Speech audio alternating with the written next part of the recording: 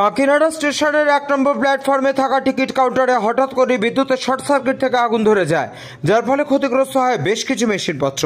আর এর জেরে সাময়িক টিকিট দেওয়া বন্ধ থাকায় যাত্রীরা পরে সমস্যায়। যদিও পরিস্থিতি সামাল দেওয়ার চেষ্টা করছে রেলের ইঞ্জিনিয়াররা, এমার্জেন্সিভাবে টিকিট দেওয়া হচ্ছে। হিমাদ্রি শেখর ভট্টের রিপোর্ট, চ্যানেল 24/7।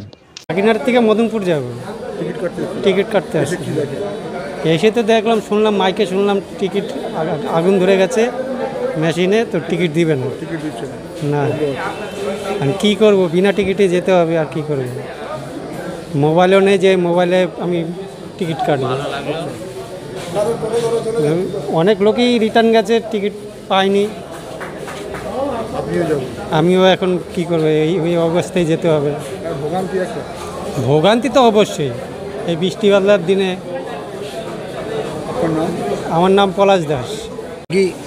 5:30টার সময় টিকিট কাউন্টারের ভেতরে আগুন লেগে গেছে এবং মানুষের তো ভিড় জমে গেছে।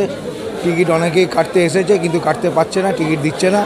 যতক্ষণ না তার ভেতরে যে আগুন লেগেছে ওটাকে ঠিক মতন সারানো হচ্ছে, ততক্ষণ টিকিট দেওয়া হবে না। এবং মানুষের টিকিটের যে লাইন প্রচুর জমে গেছে, মানুষও যাওয়ার জন্য চিন্তা করছে যে টিকিট ছাড়া ট্রেনে কী করে যাব। মোহন দাস।